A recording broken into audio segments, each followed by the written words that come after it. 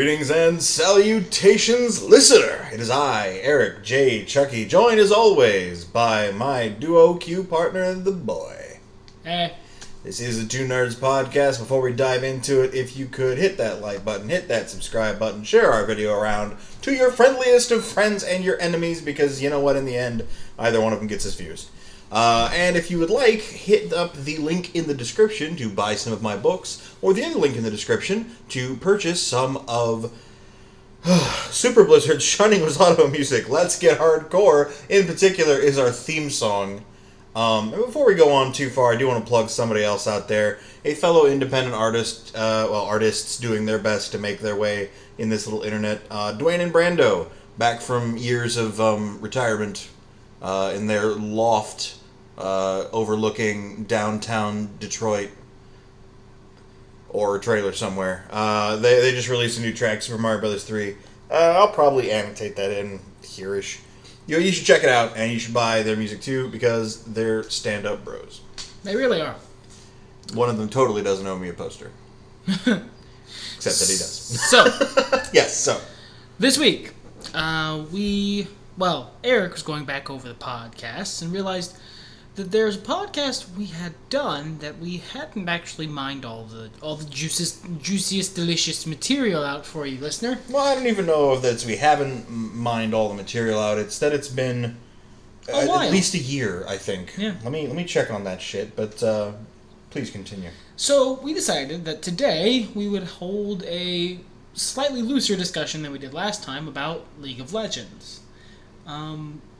Obviously, it's a game we both love. It's a game we both mention in passing in a lot of our podcasts. And it's a game we both spend a lot of time playing.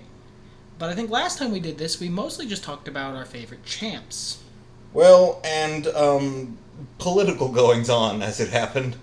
But I most certainly digress. That is weird. So... Yeah, it's been at least a year ago, so... So, League. Much has changed, obviously, in the year. I think the last time we talked about League at all was kind of like mentioning Earth.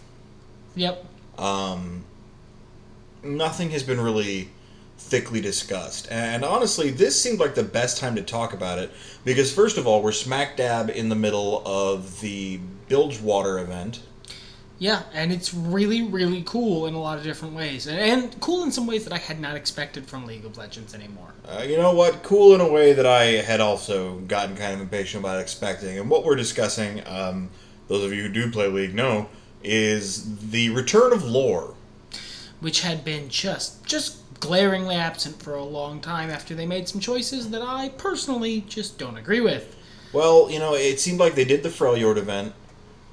They changed a couple of bios, but then, after that, they started neutering bios. There was so little there. Then they made the announcement that they were taking out the League of Legends from the actual League of Legends lore and making it more like... Valorant. Yeah, but making the game be more like that DC game that doesn't exist anymore. Their MOBA, where it's just like, shut up, all the heroes are here fighting, whatever. Which I like. I'm not a guy who enjoys that decision. I was pretty loud and vociferous about it at the time. But after a long gap, they started bringing out the new lore for Butcher Bridge and for the Bilgewater event, and I like it quite a bit. Yeah, and we haven't read. I haven't anyway. The new bios for Gangplank, Twisted Fate, and Graves. Neither have I. I have looked at them, and they are little tiny short stories in and of themselves. And I've heard there's one coming for Amumu, Misfortune, and Tom Kench.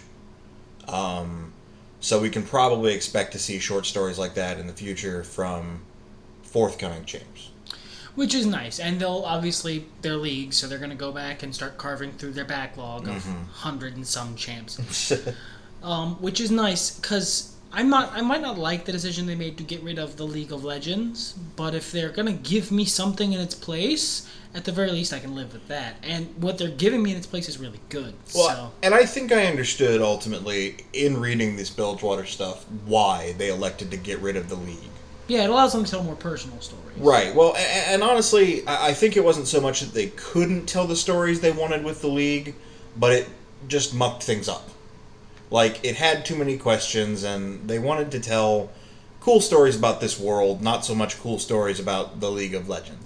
And while I respect that, I still think you can tell cool stories about the League of Legends. But, you know what? Honestly, come to think of it, with the lack of fan fiction for such a violently large game, yeah, maybe that's telling. Well, you don't really get... I've looked into this, because I've read a lot of fan fiction in my day, listener. You don't really get a lot of fan fiction from most video games, actually. For some video games, the select few, usually games that are very, very heavy on story, you get fan fiction. Lots of it. But unless the video game itself is very heavy on story, you don't get a huge amount of story fan fiction from it. I mean, maybe. I think there could be arguments made either way there, and I don't know. I don't know that I disagree with you necessarily. That's probably the reason there isn't. Whether that's the reason across the board or not, I think that's what could be argued.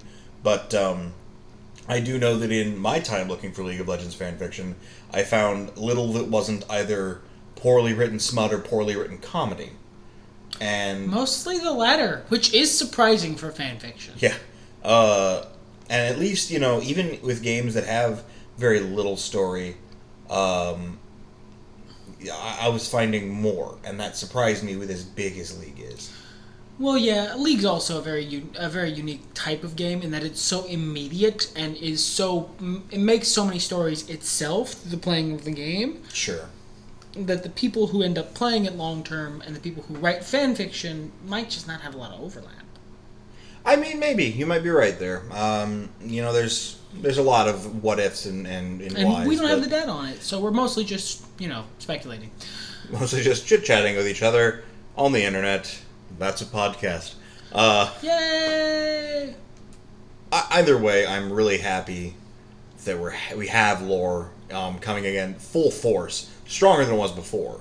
I would say this is even stronger than the Journal of Justice, and the what did they call it when they? I don't even remember. I don't remember either. When they did their little tryouts for the league, the tryouting. Yeah, that was probably exactly it. Judgments, league judgments. Thank you.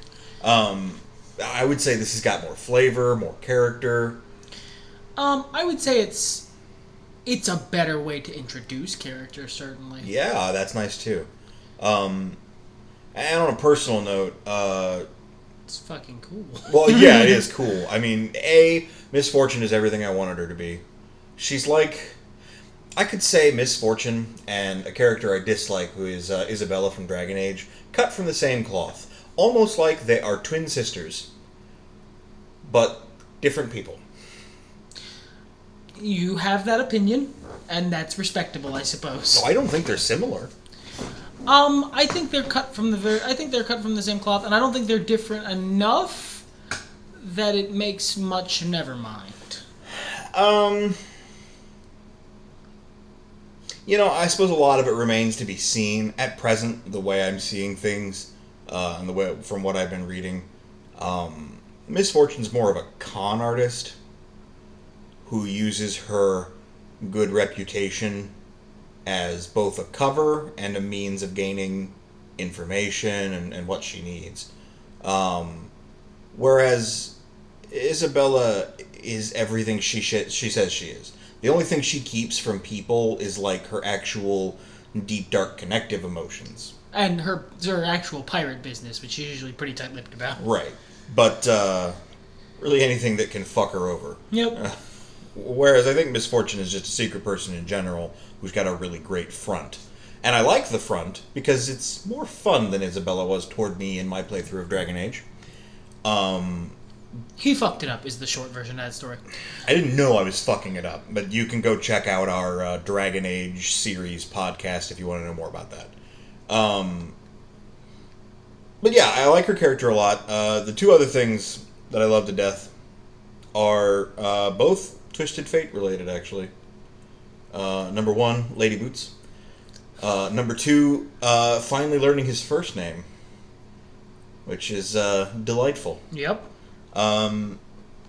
Yeah, just like little tiny pieces of lore, they thrill me. But let's go ahead and move on from that and talk a bit about what we've been doing in League in this last year. Yeah. We did a top 10 champions list, and I certainly don't want to do that again. Not right now, anyway. I can give you my top 1 champion. I fucking love Echo. Yeah, and I was thinking maybe a good solid 3 who you've been playing, because I doubt our favorites, our perennial favorites. The others haven't really changed. It's been Echo, Heimerdinger, and probably more Xin Zhao. You haven't even been playing much Braum. No.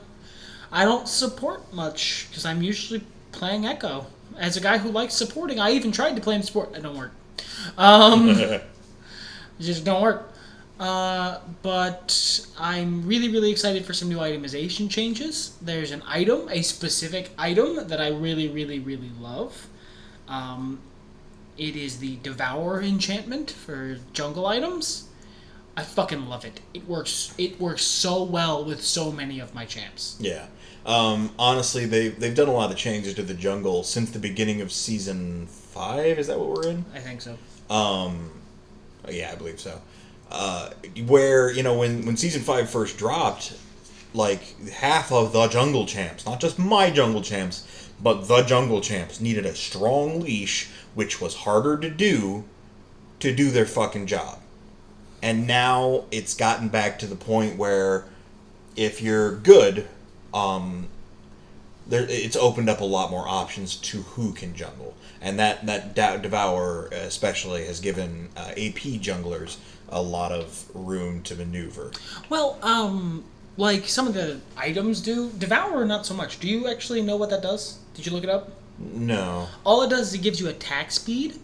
No, like AD or AP. It gives you attack speed. The actual enchant itself. The item you buy it for can give you different stuff. Poacher's Blade or whatever. But okay. It gives you attack speed. And then a passive. A unique passive that every second attack... it procs on it effects. It does another attack that does bonus magic damage, caps at 50. And then... Oh, I was thinking of like a spell blade? Yeah, there's a couple others. Something I else. like Devourer because all the champs who have the 3 attack thing, do 3 attacks, get a win. Yeah. It's 2. Oh. Because you do 1, and then 2, and you get 1, and then it does a bonus on hit effect. That's pretty cool. So, like... If you could jungle Braum, it would be 1 auto attack, and then you get 2 more stacks of his stun. Echo. I tested that earlier. I don't know that Echo's works. It says it works on the wiki, but I don't know. But the thing that I'm really, really, really, really happy about, and the reason I brought it up just now, is I prefer AP Xin Zhao to AD Xin Zhao. I play AD Bruiser Xin Zhao when I jungle, because AP Xin Zhao isn't viable. He is now. I'm going to try him in live matches, because I tried him out, and what it does... is every second attack, he gets not only his 3 talent strike, his Q, where he does 2 attacks and then a pop-up. Mm-hmm. It does that. So it's 2 attacks, and it's like just 2 attacks. 1 attack, pop-up attack. That's and then crazy. you get the bonus damage too. And, more importantly, he has a thing where every 3 attacks, his W has a passive where every 3 attacks he heals. For a certain, like, plus a certain amount plus an AP ratio. That makes it 2. So every other attack he's healing, and if he's built fully AP, it's a fucking 500 heal every 2 attacks. And that item gives you a lot of attack speed, and if you build more attack speed, like I had a 2-point-something attack speed, and I was just, they were bots, but I was taking on 5 of them at once. And not even losing health. That's impressive. I've noticed that with some of the recent changes, Bard has become a viable jungler. Which I find desperately interesting, because I always thought when he came out, it was a waste that he wasn't able to jungle. Because he's big, he's beefy, he's got mad ganks. Well, and moreover, the dude is going to be spending most of his time in the jungle grabbing up on the little chimes. Oh, you said Bard. For some reason I thought Braum. Oh yeah, no, Braum can't. Braum doesn't put out damage. But yeah, no. Bard jungling, that actually is pretty cool. Because you're right, he's going to be grabbing chimes the whole time, and... There, now he's doing what he should be doing and coming in for the ridiculous tunnel gank. Yeah, so I have, again, yet to test it out in live, but I have told you guys, both on here and in my various First Ones with Whitey videos, about my rigorous jungle checking. Because whether or not you can jungle is really all down to the first clear. If you can get your first clear done without a leash in good order, with enough health and mana or whatever left to gank, from there it's all about whether or not it's a good idea in terms of usefulness. Right. Whether or not you can bring something from the jungle to be useful to your team. So basically, anyone who can do that first clear, then you have to check to see if their abilities would be useful.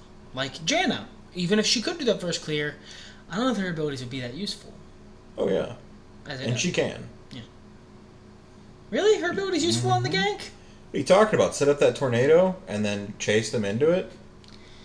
Yeah, but or even if you don't do that much damage with the tornado, coming up behind them and popping them up, giving the support and the AD carry some time to get in there and do their thing. Yeah, just like I would be more.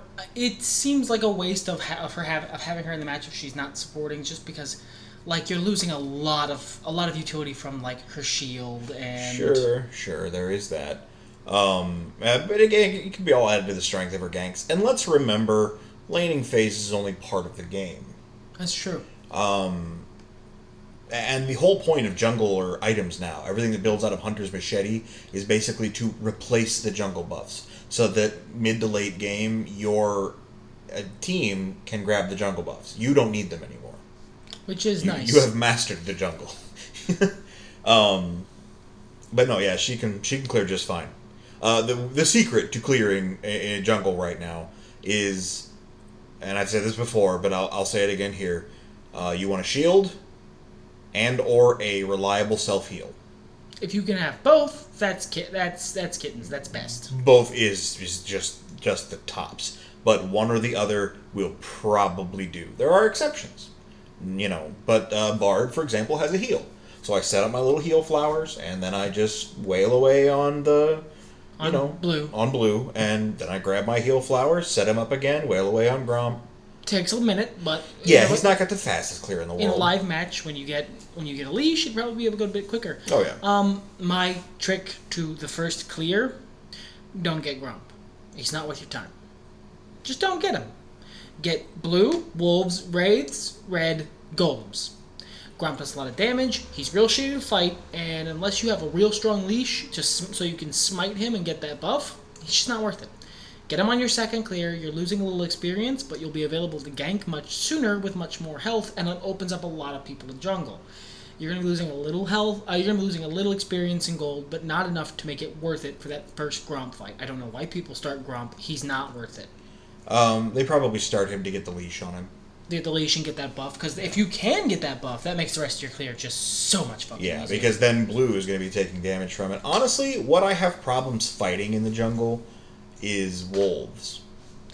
Sometimes golems, well, whatever, they're rock crabs, whatever the fuck they are now. Kroogs. Sometimes they'll give me a little run for my money, but for me, wraiths.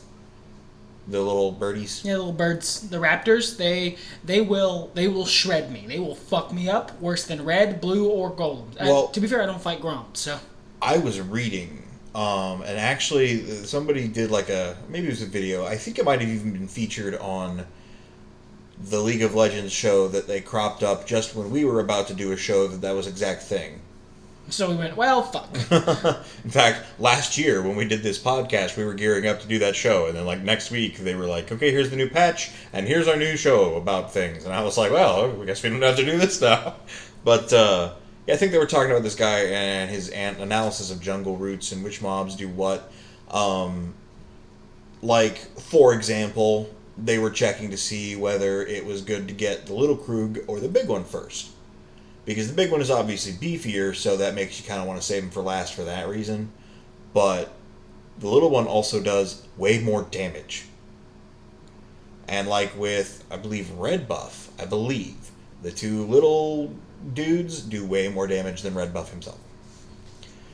Check that, Google it, before you go taking my advice on that one. But there's a bit of a sweet science to it, to the jungle right now, and I appreciate that. Making it a little less, especially autopilot. making it not ridiculously hard, but stuff that if you look into it and notice, you can sort of pick up on just small mechanical things. Yeah.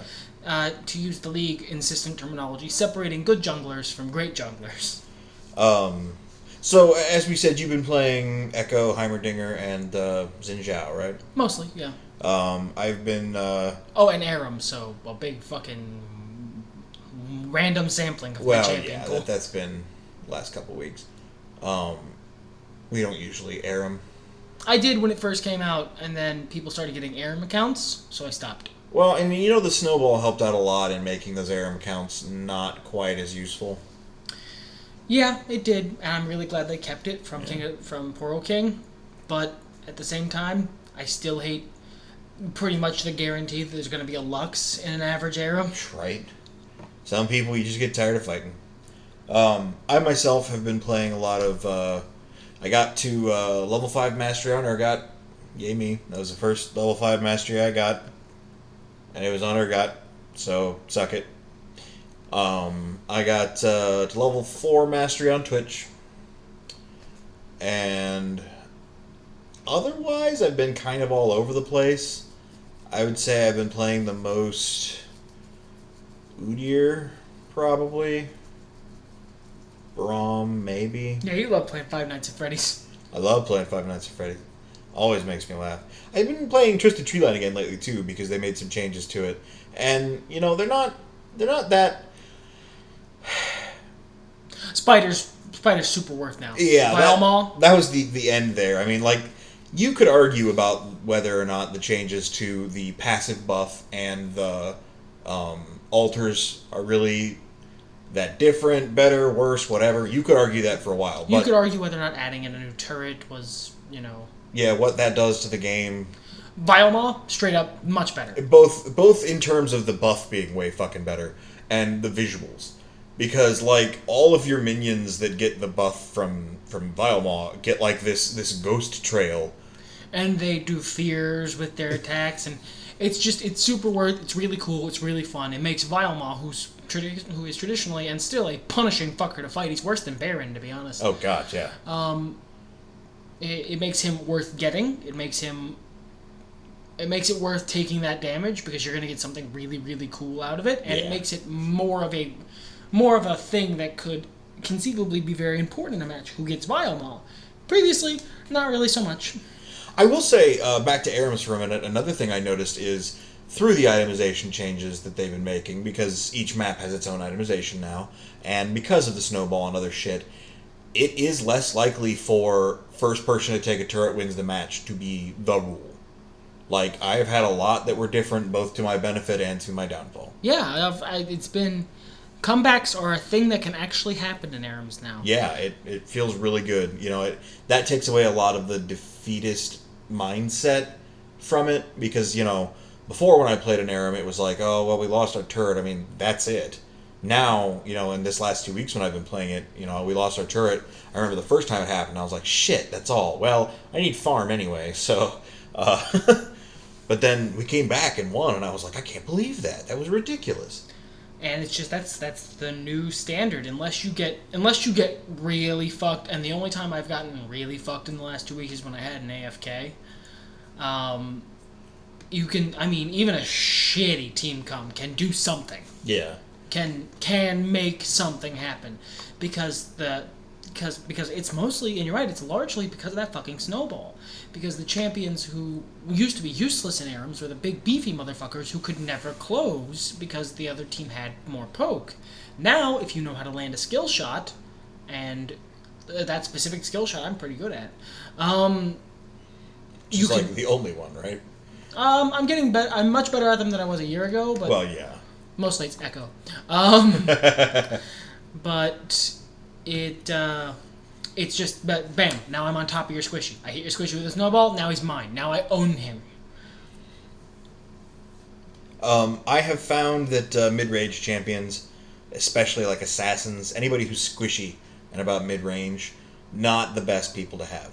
Long range, great. Or, someone who's shorter range but has a really long range poke, fine. Someone who's really, really, really beef, perfect. Yeah, but like those squishy guys, they are not going to be the best in ARAMs. That's not to say they can't help, they're just not going to be the best.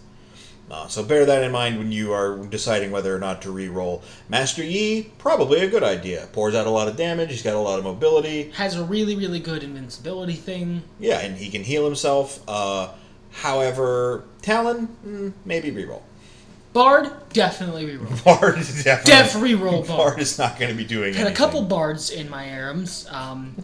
I don't remember. I don't think we won either one, and pretty much both times it was Bard. Well, and the problem with Bard is too, nobody knows how to build him because so few people play him. And add to that you just there's nothing to build. There's nothing to build for him in Arams. There is, but it's no one is going to think to build it because he's a big AP guy. AP equals more heals. Let's make AP Bard. We want heals here. Your heals are nerfed in an Aram, so there's no point to building AP. Focusing it. It's just stupid. You just rely on the little heals you get, make your extra plus signs, and build him AD. That's what the second one did. Didn't help. Well, you need to build... There's a specific build path you need to make use... You want to rush a Trin Force. Oh, I see. Yeah.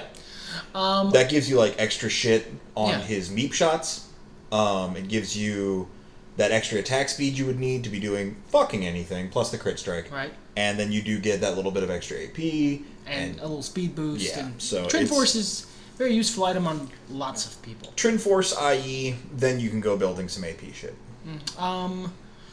Yeah, no, I will say there are still some champs who, even if, Soraka, I don't care if your heals are nerfed, build AP.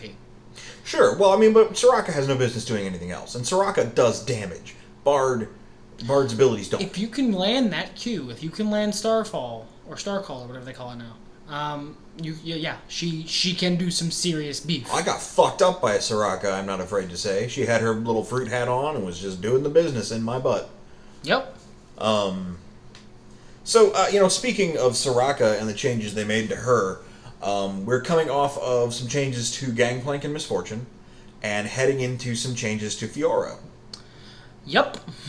Now, neither of us have played the Fiora one, because I only get on the PvE if there's something really cool like a new champ. You barely get on my PvE account unless I'm like, hey, new champ's pretty good, try them.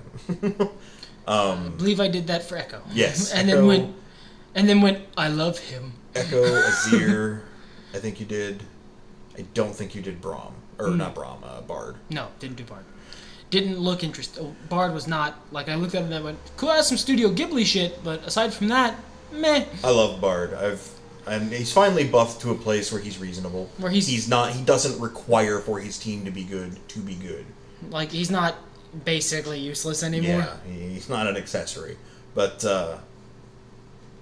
I've been, I'm probably going to be playing more Tahm Kench right now. So the new Gangplank, I don't dislike that. Honestly, I feel like I lost a lot of skill because a lot of his kit's numbers are similar, but that his barrel there's so much power in that ability, his barrels, and I don't fucking know how to use it yet. Well, power gameplay, I think there's so many things you can set up, so many tricks you can, manage.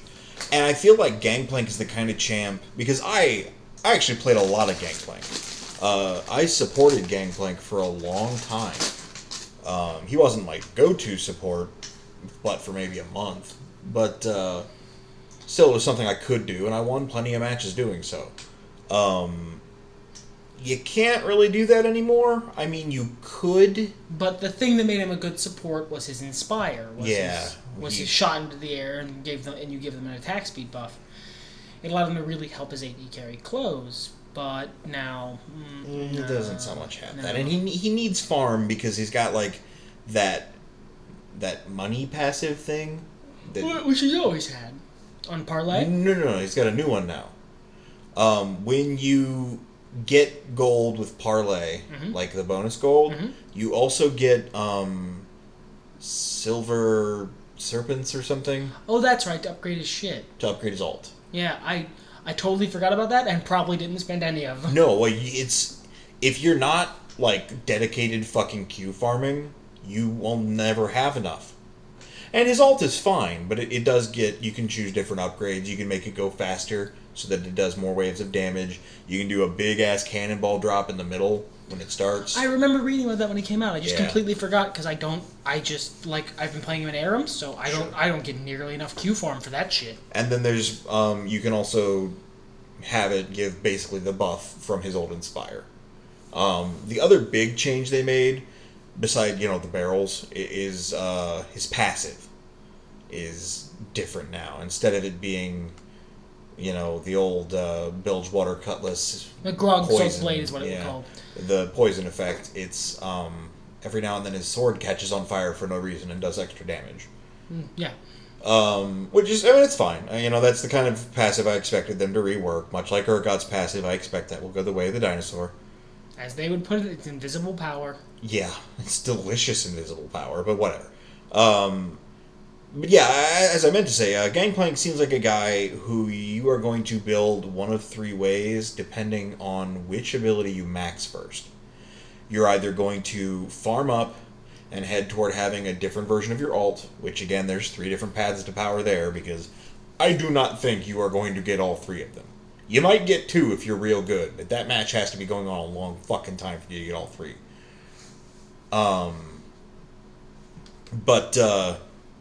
Get that Q up, that's your crit strike Gangplank, that's your traditional AD, I shoot you and do 1,000,000 damage Gangplank. There's his heals, his oranges, where you are tank plank, and you wade into shit and piss people off and never... Wait for them to burn all their CC on you, eat some damned oranges, and walk away, yar har har fiddle-dee-dee. That's that great AP build, which stacks with the AP on his ult, so then you are also Gangplank supports every lane Gangplank. So, there's got that synergy there. Then there's the barrels. If you rush your barrels, if you max that first, the little timer ticker for the barrels goes faster. So you can do a lot of AD and on-hit effects there, because when your barrel blows up, it applies on-hit effects. And they either cost nothing or so very little. Oh yeah, they're pretty cheap. So you can do some crazy shit with barrels, because you can also connect them so that when you shoot one, it'll spread to the other barrels that are connecting. I was in a bot when I tested him out in the non-Aram. I was in a bot match, and so I just I made a little game of seeing how many barrels I could connect, and then making a little explosion daisy chain upriver as far as I could get. It's a lot of fun gameplay, very unique. I'm gonna have to spend some time playing it before I feel comfortable committing to it. I'm glad I can still play AP Gangplank, because that's my preferred Gangplank. Even when I was playing him top or jungle or whatever, I preferred being able to wade into the middle of shit, take a bunch of hits, eat an orange, make the enemy team cry because all that damage they just did is fucking gone. Drop my ult some other fucking lane to help assist a kill. Support Gangplank, no, he's not around anymore. The other changes that you mentioned, one of the other ones I want to talk about is Fiora. Yeah. Okay, Fiora did need a rework. Not gonna dispute that shit. I loved the old Fiora, but she was incredibly feast or famine. You were either winning the match with just Fiora, the rest of the team could literally have a fucking ward pool party in base. Fiora walks in 5v1s and gets a pentakill, or you're completely useless and you might as well AFK.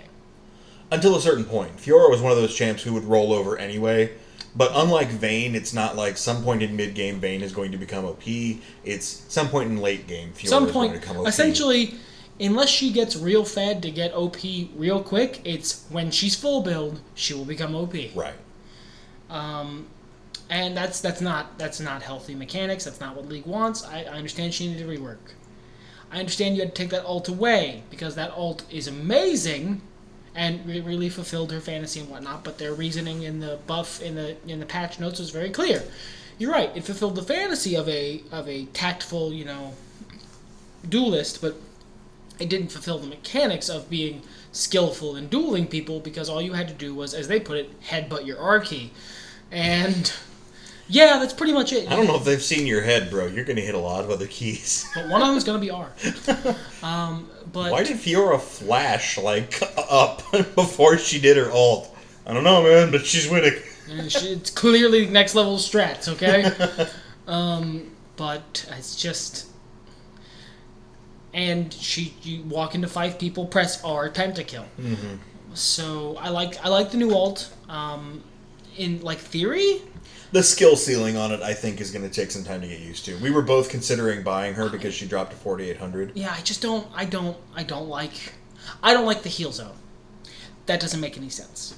It doesn't fit thematically with the rest of her kit. It does nothing to help fulfill her fantasy, and it's only there to add extra utility to her kit. They blatantly said that. Really?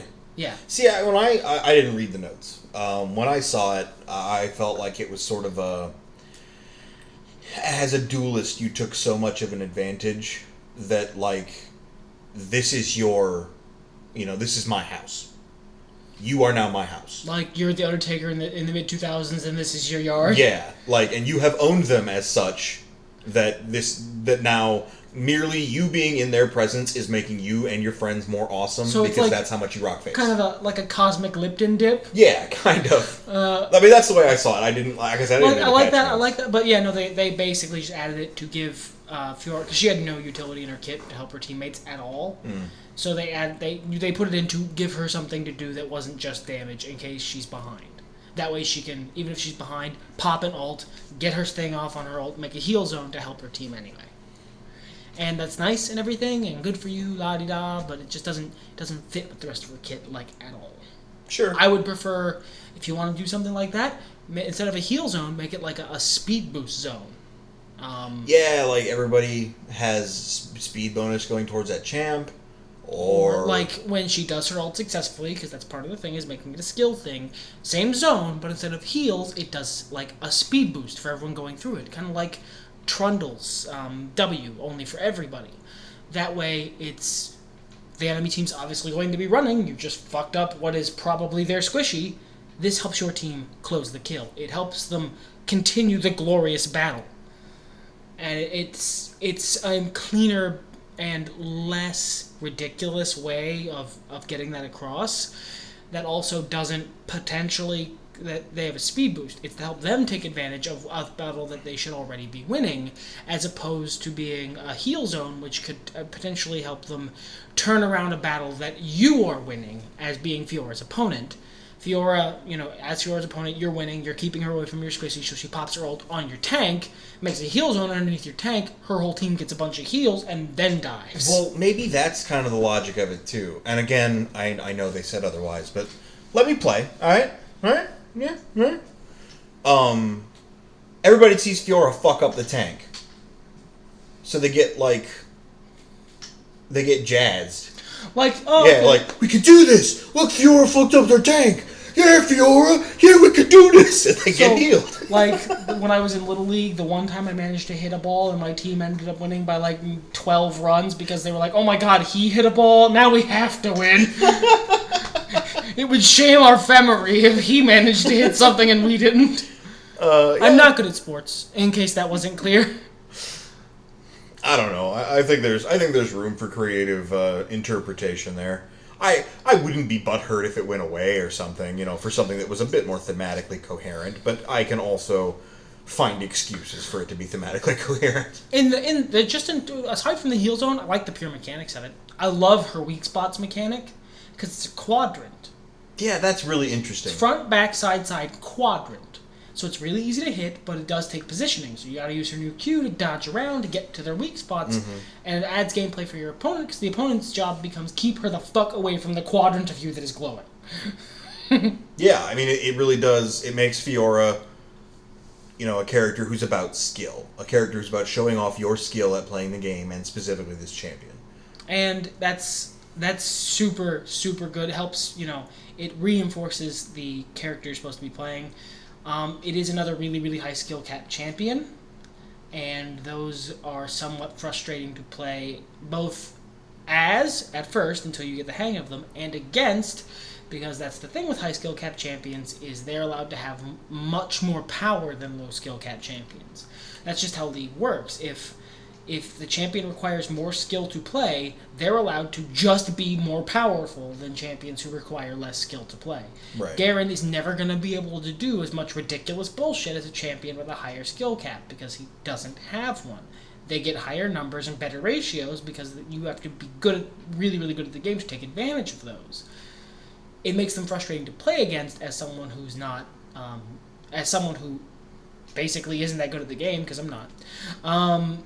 Because it's really hard to get over when you have someone who has a really high skill cap champion and they know what they're doing, and I'm Wood 6, so I can't really counter them that well. It's essentially, oh, this person's in the game. Well, I fucking lose. Well, I think League has done a lot, or tries to do a lot, to find the happy medium there. I agree with you, they make their higher skill camp champions more powerful, but I haven't seen a Draven in a while. I don't know that Draven's medium skill cap. Can you catch axes? Good, you win. That's what he was when he came out. Yeah, well, and that's what they were like, oh yeah, this is a hard thing they have to do. High skill cap champion. No. People figured that out after like a week because he was broken, so they wanted to do the thing. So everyone was like, get your shit, get on the Draven train, because he's broken as fuck if you can catch the axes. I'm not going to pretend like League doesn't make mistakes. I mean, Echo was a little overtuned when they released him. I love him to death, even still. He needed those first, both of the 2 rounds of nerfs he got right off the bat, he needed both of them, okay? The first round of nerfs was not enough. He came out in a frankly fucking ridiculous state. I won so many matches on the strength of Echo being OP as balls. I could fuck up royally, press R, try again, and my ratios were so high that even though I missed out on the damage from my R, it didn't matter. I still got a quadra kill. But yeah. So Echo was a little overtuned, but he wasn't Draven bad. I didn't play Draven when he came out, so I can't really comment, but he was pretty bad. We played against Draven when he came out. He was pretty fucking bad, and they left him alone for so long. But anyway, I'm excited to see who's coming next. All things considered, this is kind of a light patch that's sitting on the PBE right now. Is it the minions thing? Because I want to play that. No, that's... Son of a bitch! Give me my fucking minions. It's in this patch. They just haven't released it yet. Right. Well, release it then, assholes. I want... It's part of this story. It's probably coming after this leg is over. Part of the story. Whatever. I want to play it more. It sounds like really cool, and it might be shitty, and I might only play it once and hate it, but it's a really cool thing that they could keep and insert into other game modes. Right. Like Doombots, only they get all the minions.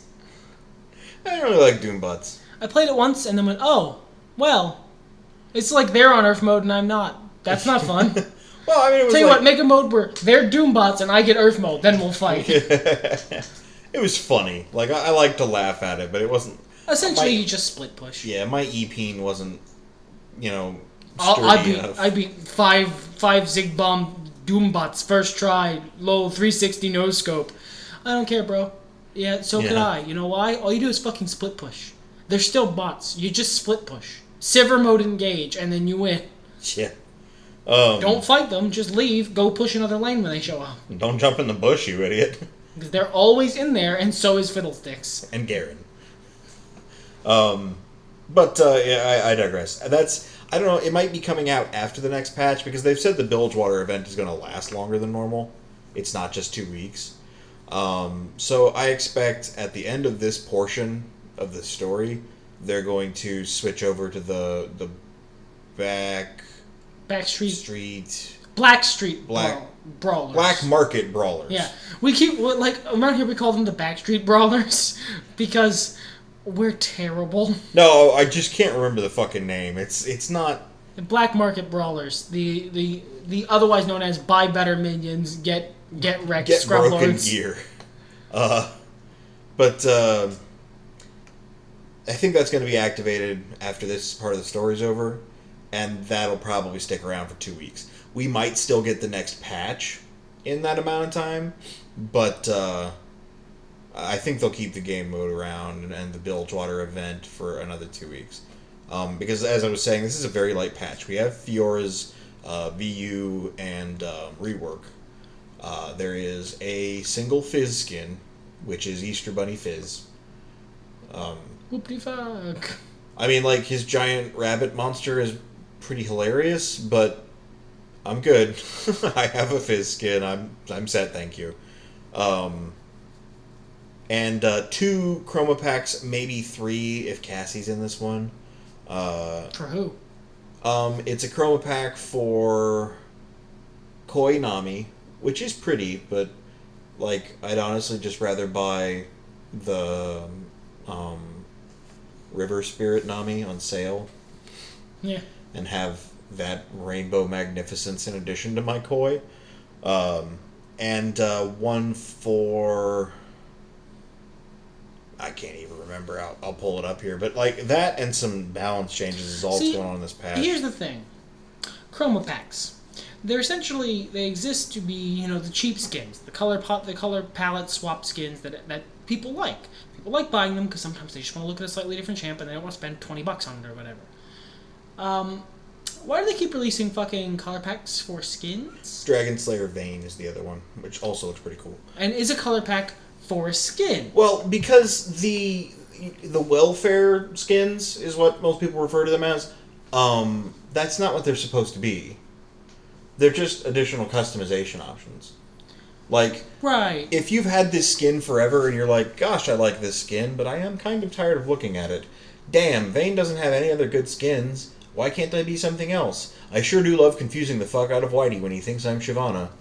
That makes my fucking day. Vayne has 9 skins that are, I am a different champ, I am incognito. But, oh, cool, here this came along, and now I can be a white dragon, or I can be a, I forget what the other colors are. Yeah, I just don't into that. Like, I disagree. I think part of the reason that chroma packs were a really good sell and I was interested in them is there are certain champs who I would like to have a little customization for who I don't feel like spending the money on a skin. It's not welfare skins, it's just I don't want to give you money for a skin because one, I don't like any of their skins in all likelihood, and two, I don't like the champ enough to really want to buy a skin for them, but I'd like to be able to do something with them, so if there was a little cheap option, you'd be like, fuck it, now I'm blue this. Good. That's all I need. I mean, I can get that being your appeal toward it, but I don't think that's why it was made. A lot of us, that being the League community, were asking for color swaps, palette swaps. Mm-hmm. And they're like, right, but we don't do that anymore because that's Bush League. And we were like, right, but Green Kazakhs, though. For real? For real, Green Kazakhs, though. And a number of other things. Zach, his chroma pack that came out. I don't know those colors specifically, but Which is just his first skin. Like, his first skin is so overpriced. He's got different hair. Come on. And I think his blobules are different. Come on now. I'm just... to be fair, there's not much you can do with Zach's skin. No, and that's kind of like why they don't do a whole lot. Because you do too much to him, and then you can't see all the cool woogliness that is Zach. But the chroma pack was a great idea. Okay, cool. An orange one, a white one, and a yellow one. No, I'm sorry, a pink one and a yellow one.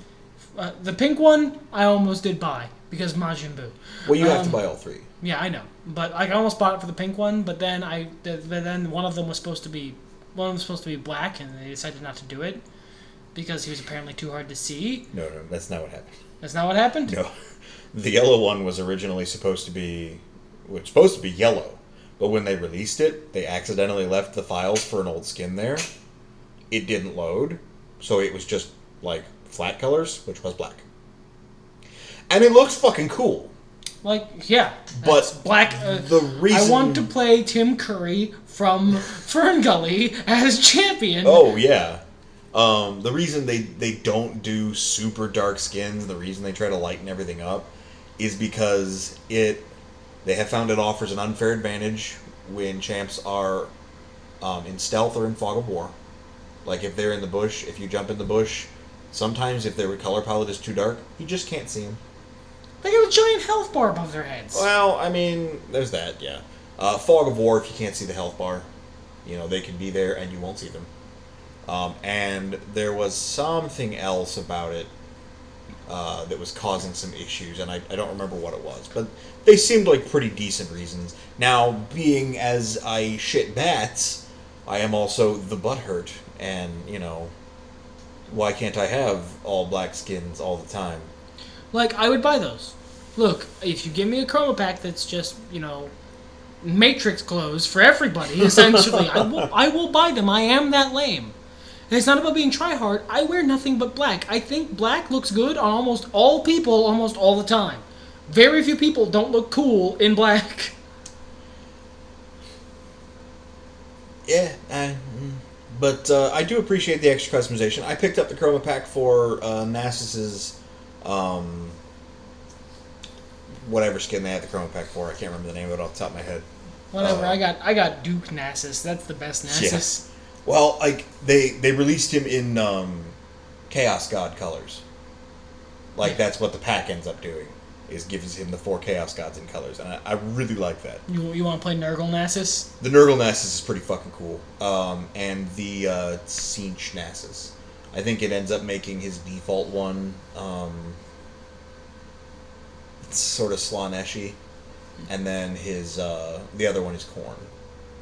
Blood for the Blood God, Skulls for the Skull. Because he's got like a really dark fur palette. It's like a dark tan, and red and gold armor. That's cool. Yeah, I mean, it looks alright. Also, Gryffindor. Yeah, maybe that's it. Well, the other one is blue and white, and the other one is green, but purple. Well, yeah. Yeah. But that's a really light PvE patch. Like, super light, yo. Are you going, like, suspiciously light? Do you think is that maybe? Yeah, I feel like we're gonna have... Because even though Fiora's rework is pretty big, it doesn't feel that big. Now, I know a lot of people are raising stink on the forums because they have done so many passes to her graphics. Like, they've fixed her hair, they've changed her figure a bit, they've, fixed her face. I saw a screenshot. I think she looks fine. I'm not super picky. Well, yeah, neither of us own her, you know what I mean? Yeah. We're far from her mains, so... I'm sad about the demise of classic skins. I understand why they went the way of the dinosaur because they didn't make anybody happy anyway. Yeah. I wish they would keep them around for like the large scale reworks, like Scion. But how do you classic skin in those marshmallow feats? Well, maybe you just make one a boot and the other one is stupid cake skull. I don't know. Yeah, I mean, I understand why they didn't do it. I need more for the VO. And kind of the same thing with Nasus, because that dude died. So, now it reminds me of a story of someone I played League with. I ain't gonna tell it, because it's rude. But, probably shouldn't have said anything out loud. Now y'all are like, what the fuck? Thumbs down, Minister Whitey. How dare you deprive us of a cool story? Nah, my mouth got the better of me. It's a podcast, people. I'm leaving it in there, too. Fuck them. They can be like, but I want to know the story. You know what? If I get 50 comments on this video that you guys want to know the story, I will tell you the story. I'll record a first ones with Whitey, and I'll tell you that story. 50 comments. Not including mine. So 51 comments. There you go. That will not fucking happen. Nope. Like 5 years from now, once we've hit it mediocre, and I'm like, I get a message. It's like, yo, 50 comments on that vid, and I'm like, shit, I don't remember that story.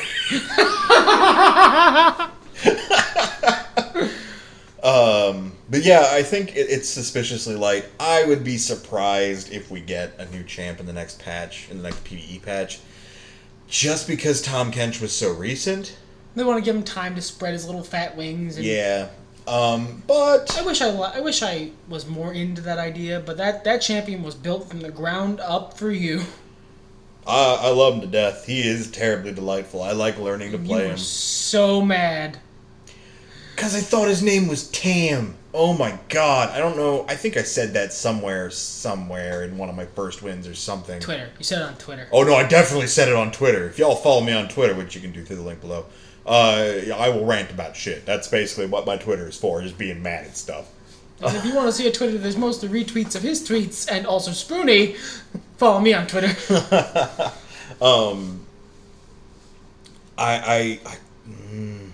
It's just Tam is not a good name for that champion.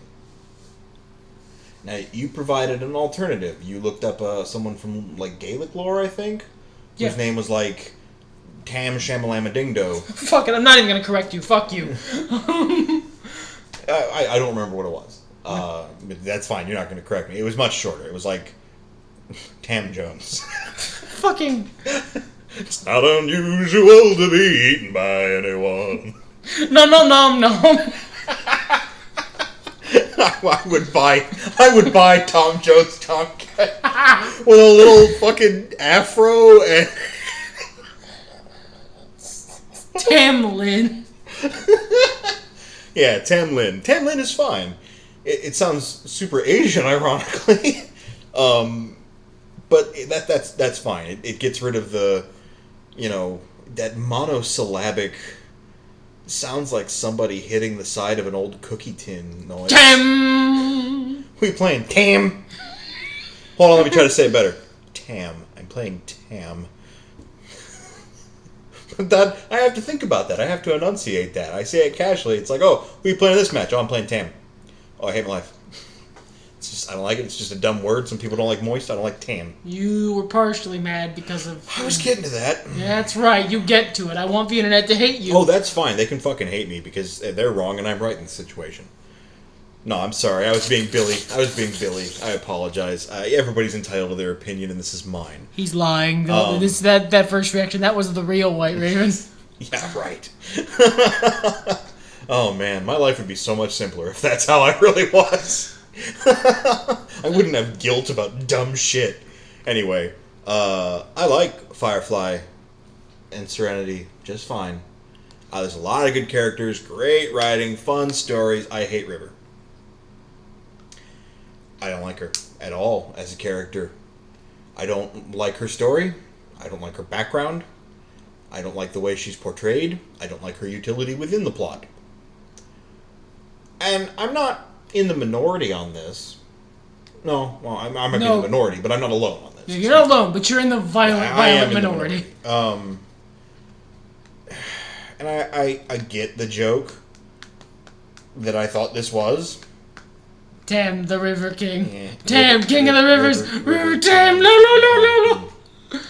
I think it is still partially a joke. Sure, and that's fine. But they changed the pronunciation. They added a little H. It's Tom Kench, which sounds like a southern, spookadook. And that's what he is. Yeah, so it goes with his gentleman's accent and his refined palate and his he's the blues devil. Yeah, I fucking love him. He's so much of what I like wrapped up into a champion. It's very good. It's a lovely apology for. No, I can't remember the last champion I was mad about that I didn't end up liking in the end. Well, Yasuo. But I'm trying, man. I win matches with him mad at him. You're just so mad about that Wimwall, though. It's not, that's what I was mad about first. And we actually, ironically, talked about this in the last podcast. At first, I was mad about his Windwall when I saw it in concept, and a couple of times until I played against him. And then I realized the broken part of Yasuo was his little passive shield. They nerfed that. He's not broken anymore. You just still hate him for no good reason? A lot of what I dislike about Yasuo is because of the players that played him while he was broken. Because Yasuo was either Killsteal King or fucking useless. And as I mentioned then, I'm not a guy who gives a shit about killsteals most of the time. Whatever. Kill secured, we did a good job, it's not a big thing. But, I would get those Yasuos who would sit around with their thumbs up their asses on the edge, quietly poking minions with their Q until they got to that third one. And they were like, alright, you guys seem to have gotten him down to about a quarter health-ish. I'm just going to take these kills. Is that cool with everyone? I know you all have moves left. You're all capable of doing this, but what you fail to realize is I am here, and I have an R. Sorry. Hasagi. Taste the wind, or the fucking Yasuo who was like, don't worry guys, I got this. Enemy pentakill. No, you didn't. You didn't got this. How do you fuck up that badly? That's just always a fun rant to get you on. Yeah, it is. It's fun. I'm trying to like him. I love his lore. His gameplay's okay. And they've nerfed his shield, so he's not fucking broken and annoying anymore. There is counterplay to Yasuo that isn't, I don't know, man, hit him when the light is red, which happens for 0.4 milliseconds, and then hope to God you kill him, because otherwise he can press a button that murders you inside out.